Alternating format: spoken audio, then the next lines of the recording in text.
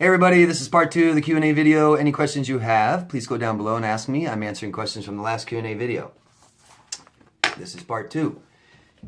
Next question is from Kiki. Now I wrote this down because she says just an observation. This is a great one. This is very necessary. Just a thought. If anyone is confused by their good childhood and still attracting narcissists, and then she says no disrespect, just an observation. Yeah, no disrespect, Kiki. And it's a great observation, great question. Yes, lots of people believe they had a great childhood, and yet they just keep finding themselves in dysfunctional relationships. I mean, light bulb. Come on, man. Come on. People aren't doing this. The rest of the world is not dating narcissists. And I'm not saying they can't ever find themselves in a relationship with one. Sure. But they get out of it. And they don't keep doing it. It doesn't serve healthy people. It only serves unhealthy people to be with a narcissist. Okay? If you guys think you had a perfect childhood and can't figure out why this is happening, then stop looking at your perfect childhood. And start looking at your childhood. Because I'm telling you, it's the only thing that makes sense, and it makes perfect sense. I'm telling you guys, if I could, I would sit and tell you exactly how my childhood was a blueprint for my adulthood. And that only makes sense. It's what we know. It's what we learn. Okay? The other people in your life that are healthier and don't have these kinds of relationships, when you try and talk to them, they don't understand. Right? That's why. They don't understand. They didn't just not date a narcissist. They didn't have the same childhood. You know what I mean? And I know this is tough, you guys. I know it's hard to accept, and it doesn't mean there's something wrong with you, and it doesn't mean your parents were bad parents. There's all kinds of reasons that we date narcissists, and it doesn't make us bad. It doesn't make us or our parents bad, and it doesn't mean we had bad childhoods. It just doesn't mean they were perfect. And I don't know what a perfect childhood is anymore, but there are healthy childhoods whose parents totally don't hurt them, don't abandon them, don't abuse them, don't neglect them. They meet their childhood's needs, and they teach their child emotional intelligence. And that is important. So your parents don't have to hit you, abuse you. They could say, I love you. They could be there for you and supply everything for you and never get a divorce and never cheat on each other, and they didn't hit each other and they didn't fight and argue all the time. They just didn't meet your emotional needs. They didn't teach you emotional intelligence. They didn't teach you the things you need to know to not be in a relationship with a narcissist. Okay? So it's not just about, I didn't know and the information wasn't out there for me to know. Because you did know eventually that they cheated on you. And you knew that they cheated on you again and then again. You know that they sat there and told you you're a piece of shit. And you didn't kick them out. These are very important things. And if you don't look at it, you're not going to learn, and you're going to keep attracting narcissists. Okay? Thanks, Kiki. Great observation. Thank you very much. Next question. Shannon Clark. I'd love to know where you're from, Shannon. Next time, let me know. Let us all know. My ex has hidden his ex from me ever since he discarded me. Why? Well, great question. It's a question a lot of us have, and there are different reasons. I mean, I don't know. I'm going to tell you what narcissists usually do. And he could be embarrassed about her. Now, don't forget that these people will date people they don't love, So they're not looking at, compatible qualities. And then you meet all their compatible qualities and they're like, yay, I'm happy. And they show them off, There's all kinds of different reasons, Shannon. They may still be getting something from you and don't want to lose that. So if I have a new girlfriend now, you're not going to give me the attention you still give me. So I'm going to pretend I don't have a new girlfriend, and I'm going to come back to you every once in a while and still have sex with you. Okay? If you think I'm with another girl, you may not have sex with me anymore. You may not answer the phone anymore. You may not talk to me anymore. You're not going to give me what I want. The other reason is he might be embarrassed about her. These people are huge on status and what they look like and their appearance because they have such low self-esteem, right? Everything's fake. That's why they've been lying about who they are all the time. So they really are concerned about who they're with and what it looks like to other people. So they might be embarrassed. The biggest reason, here's one of the biggest reasons I think, Shannon, is a lot of these people don't want you to know who their ex is because they don't want you to tell them. One of the biggest fears they have, period, is exposure. And they think about this when they start dating you. And they think to themselves, fuck, I wonder how long it's going to take before they realize, you know, I'm a loser, that I don't care about them, that I'm just abusing them. And, you know, they believe, even if you don't figure it out, you got to realize this. Once the relationship's over and they moved on and you discarded them, whatever it is, they in their mind believe you figured it out. You figured out that they're messed up. And you may not have. Most of us don't figure it out right away.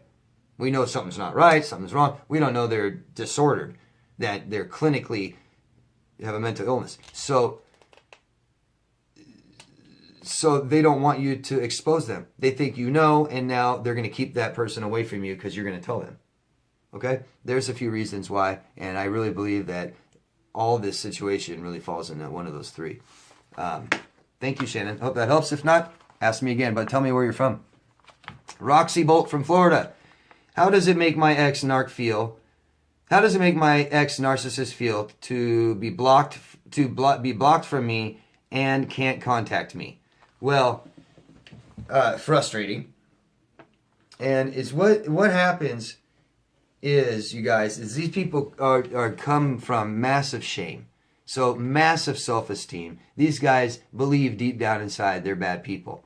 And they don't want to be. No one wants to be a bad person. Right? So when anything you do that makes them feel like a bad person, they freak out. And that's where that rage comes from. And you were close to them. You know them better than anybody else. And so if you don't want them anymore, they feel just worthless. They feel just totally fucking worthless. Okay? They can't accept that somebody doesn't want them, especially somebody that knows them, especially somebody that loves them. Now they don't want them anymore. That means they're a bad person. And they will not accept that. Okay? So they go around and they smear campaign you, right? So that they're not the bad person. Or they come back into your life and hurt you again and crumble you and say, oh yeah, see, look, see, I'm the healthy one, they're the fucked up one. I'm a good person, they're a bad person. You know, they do all these things to play games in their heads to fool themselves. Because that's all they do is they fool themselves. And they think they got us all fooled. Until they realize you're not fooled anymore and they freak out, okay? And that is telling them they're a bad person. Not that they did something bad to you, they're a bad person. And they don't want that. Nobody wants to be a bad person. Okay, I hope that helps, Roxy. I'm going to see. Christopher Riley from the United Kingdom. What up, Christopher? I think my ex's new supply is influencing her to destroy me. I think she must be a narcissist too. Is this common? Yes, it happens. Narcissists date narcissists. But I can't go there because, for one, this means you're in contact with her. So when you're in contact with the person that has been manipulating you for a long time, and you're still in contact with them, you believe anything they tell you. They're still manipulating you. You said she's trying to have sex with you and do these things. That's not her new supply making her try to have sex with you. Okay? She's lying to you. Everything she's saying is a total lie. She's trying to have sex with you because she wants to cheat on her new supply. That's it. Okay? Stop talking to her. Stop talking to her. The only way you know if you're being manipulated is to get away from the person that you think is manipulating you. You cannot discuss manipulation with a manipulator who's manipulating you, right? So you're not going to make any sense out of this by talking to her. And you're not going to figure out if her new supply is a narcissist by talking to her. Because every single thing that she does is about manipulating you. So she's going to give you all kinds of false information. She's going to lie to you about everything. She's going to talk shit about her new supply and say, you know, she's so bad and she doesn't, you know, do this for me, doesn't do that for me. And then she'll do bad things to you and blame it on her. It's all triangulation. Okay? Christopher, love yourself and get rid of people that don't. Okay? That don't love you. Okay? You will not make sense out of this by talking to her. The only thing that'll make sense when it starts making sense is when you get away from her. Okay? Christopher, you have another question. Typically, how long does the idealization stage last? It's not about time. The idealization stage is about their own boredom. These people are bored. Boredom is their worst enemy. If you don't love people and your relationships with people, imagine how boring that would get, right? If you have to fake that you love somebody all the time just to get little things you want from them, just to manipulate them and con them, but you still have to live with them, you still have to date them, you still have to have sex with them and say I love you all the time and lie, you know, that would suck. I couldn't imagine doing that. But they idealize you, and it's a normal thing for humans to do in the beginning of a relationship, by the way. We all idealize our partners. You know, we hardly know them, and we're like, they're so fucking great. You know, they just make us feel great, okay? They make us feel great. So you make them feel great. We make them feel great in the beginning. They say, oh, all these things that I want in life, I can get from Christopher. Christopher's going to supply me with everything I need now in life. This is great. I'm so excited. Yay, you know? It's not, oh, I love Christopher so much. He's such a great guy. I appreciate being around him so much. No, I get these things from him. And once they realize that you are not everything they built up, you know, and they get bored and they move on. And I'm not saying move on like they'll leave you. They'll stay with you and move on. They'll live with you and move on and start dating other people. Okay? So, and we know this. You just want to know how long. There is no time. I can't give you a time. But typically, I would say a couple months, a few months. But that doesn't mean anything. That's not fair to say because these people can idealize you for 2 years. I was idealized for 1.5 years. And it goes back and forth. I mean, they can hurt you, leave you, come back and idealize you again. It is a pattern. It's a process. And there's things that happen with that. There's reasons why they stop idealizing you. And that's what you need to look at. So there is no time. Hope that helps, Christopher. If not, ask me again. Vicky Munoz from the Bay Area, San Francisco. I've been battling narcissists since I was 16 years old. And am I endangering myself by volunteering to help someone else? Well, I don't know what you mean by that, Vicky, exactly. Are you endangering yourself?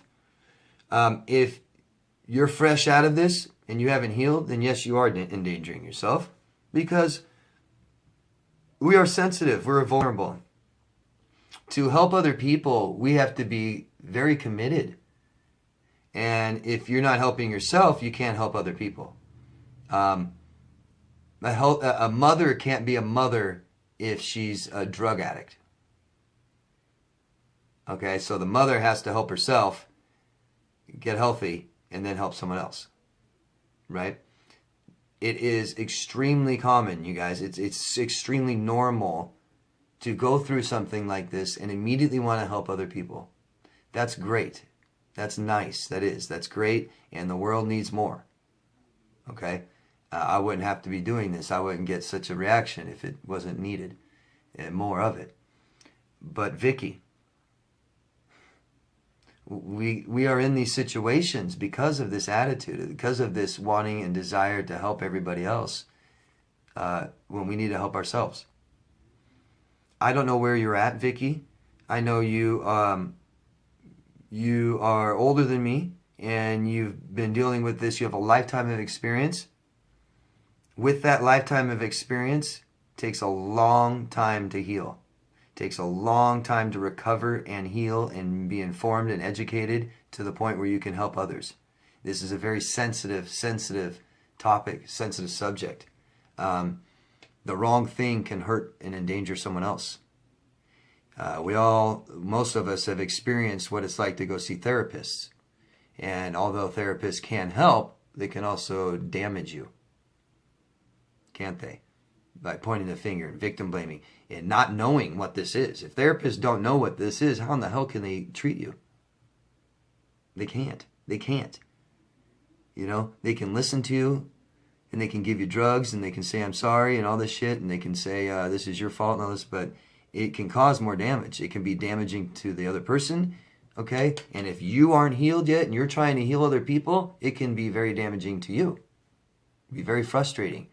This isn't easy. I do this every day. I help people every day. I talk to clients every day, and it is difficult. Okay? It's not easy to do this. I'm not doing this because I have been through such a bad experience. I immediately wanted to help other people. I went years taking care of myself and recovering and healing myself first. Okay? Do that. Make sure you do everything you need to do to take care of yourself and heal yourself and recover from this completely and have a true understanding. Being emotionally connected to abuse is very difficult to try and help others that are emotionally connected to abuse. You need to disconnect that connection to your traumatic situations. Okay? Have a very clear head. Because these people will upset you. These people are upset, they're distraught. Okay? So it's not easy, Vicky, but it's very, very nice and very great and commending that you want to help others. That is awesome. Just help yourself first, okay? Thanks, Vicky, and thanks for helping other people. I believe that you will. And we all are helping others. Being aware of this and seeing and identifying this in other people and just letting them know is rewarding as hell. And all of you should experience this sometime in your life. You should, and you are brushing shoulders every day with other victims of this, other survivors of this.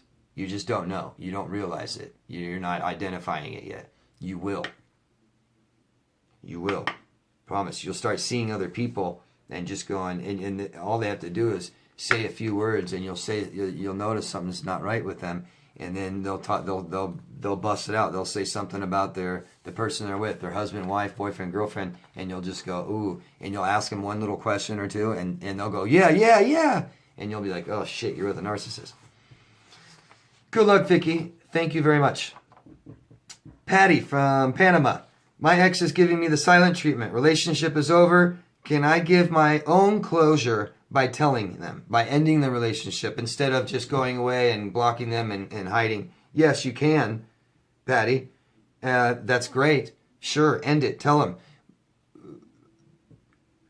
Fucking be aware, okay, Patty, of how much they have influence on you, how much control they have on you, because they're going to want to get you on the phone, and they're going to want to talk to you in person even more. The reason is this is how people manipulate you.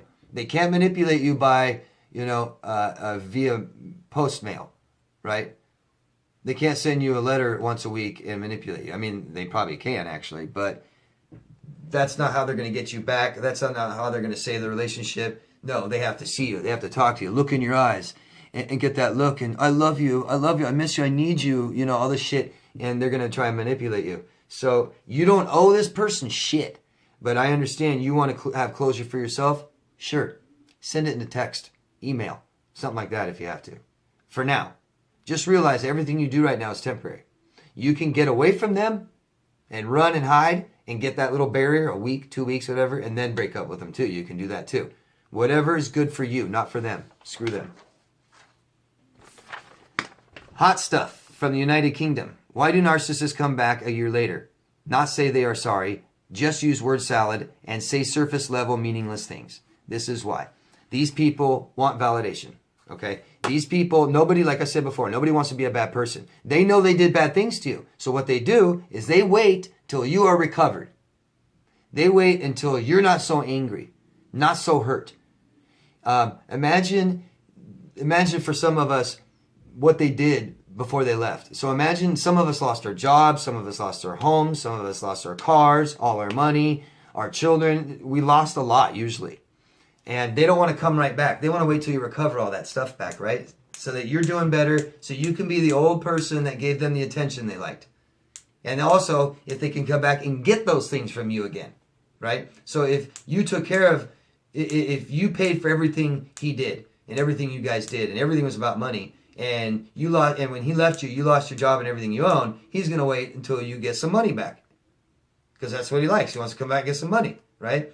But the biggest thing is they don't want to be a bad person. If they can come back This is so simple and so small, minute, it seems like, but this is it. This is it. This is one thing big right here that they do. They will wait long enough to call you on the phone, right, and just have a stupid 5-minute conversation about nothing. And as what that does is you didn't bring up what they did. They are now validated that they're not a bad person. That's it. So, you bring it up. Why did you do that to me? Do you know what you did to me? You know what I mean? And that's one reason, that's one way you get rid of them. Every time they keep hoovering you and contacting you and you say, why do that to me? You sick fuck, you're so bad, you're such a bad person, you bad person. You know, that no one wants to hear that. And so they stop contacting you. I hope that helps. Okay? They'll never say sorry. They almost always hoover. And they do it for validation and to get more attention from you, whatever you were giving them. And usually that attention stops towards the end of a relationship, doesn't it? We're not the same as we were in the beginning. We have been broken. They've broken us down.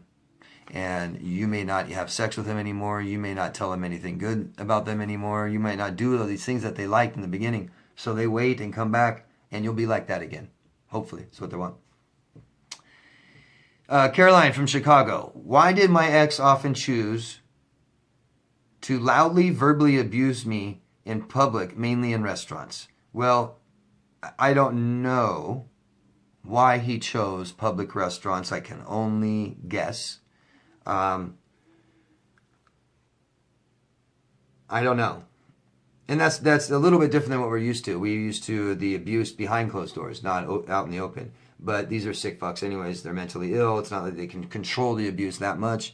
I can only guess, Caroline. I'm sorry. I don't have, a bunch of options for you. But why does he verbally abuse you in a restaurant instead of, outside in the parking lot? Because he has no control over himself, is what I'm guessing. Maybe he likes to make you feel horrible in a restaurant. Maybe he wants to make you feel small and tiny. Maybe he thinks other people that are listening and hear it, maybe he believes that that he's kind of triangulating and getting all these people against you. I don't know. And there's some guessing, but, I know that's horrible and I'm glad you're out of it. I hope you're out of it, Caroline. Thanks for the question. Good luck. Okay. Don't let anybody abuse you anywhere, public or at home. Luis Rotondo from SoCo, Southern California. What up, Louis? Why did my ex-narcissist always question everything I started with my in front of it? This is fucking great because this is something my ex did. And it used to just, So, Louis wants to know why every time he started a statement with, my pen, my glasses, my batteries, my anything, why she would question everything. Why what she would do is Lewis would say, I'm going to my house tomorrow, and she'd say, whose house? And he'd be like, my house. And she'd be like, whose? Isn't that crazy? Pure entitlement. Pure entitlement. They are entitled to everything that's out there in the world. Everything that's yours, they're entitled to it. And they start calling things that are yours theirs or ours, don't they? Crazy. My ex did the same thing. I went and paid for, and I paid it off, and it was mine. I owned it. A car, a really, really nice car, okay?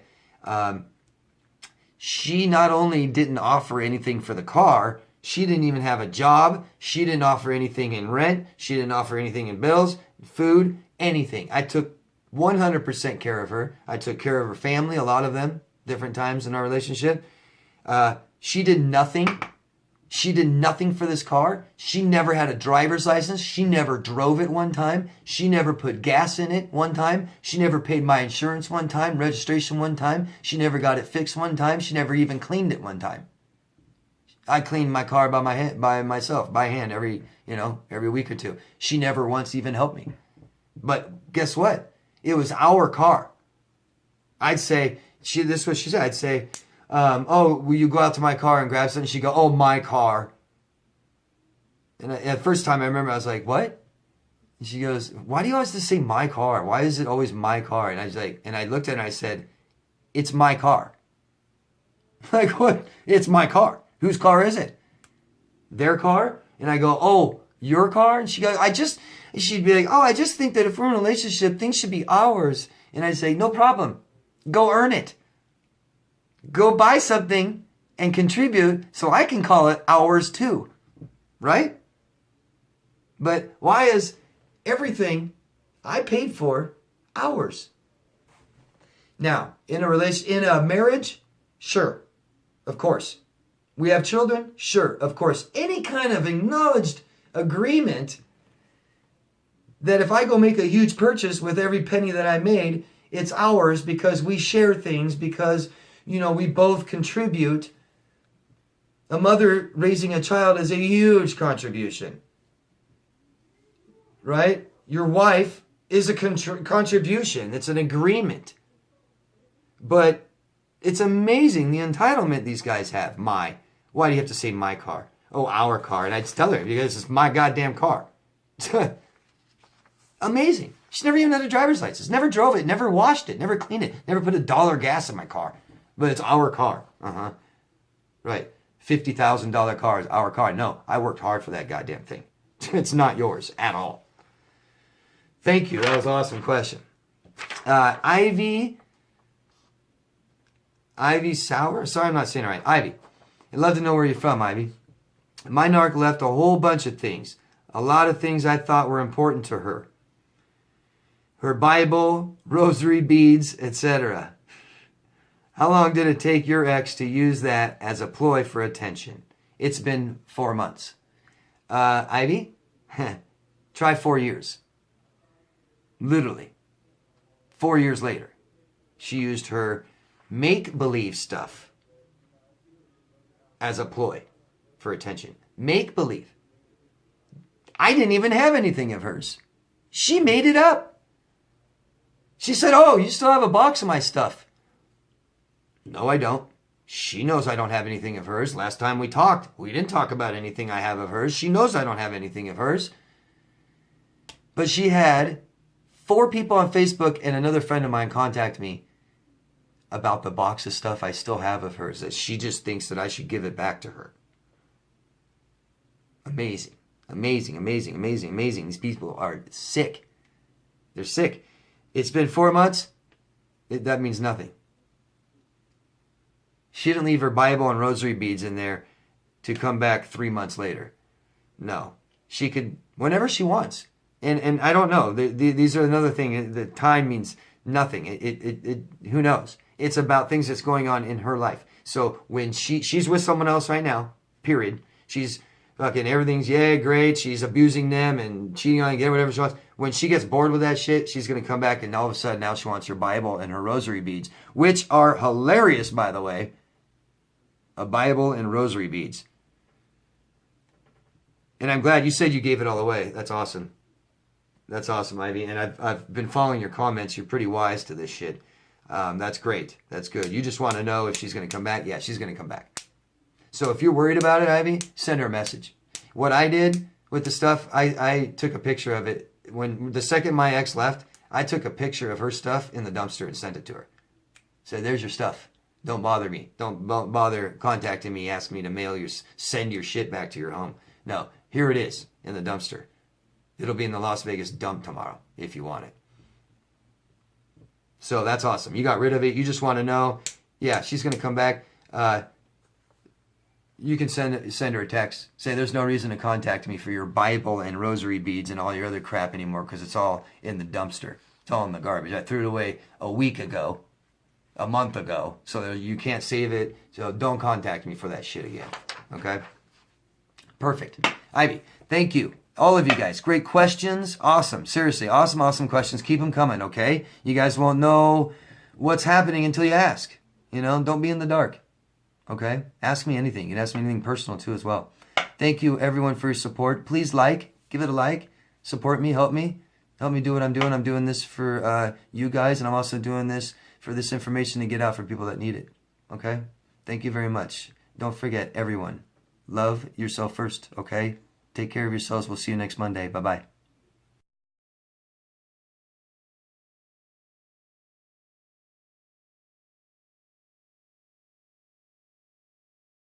Danny Dog Productions.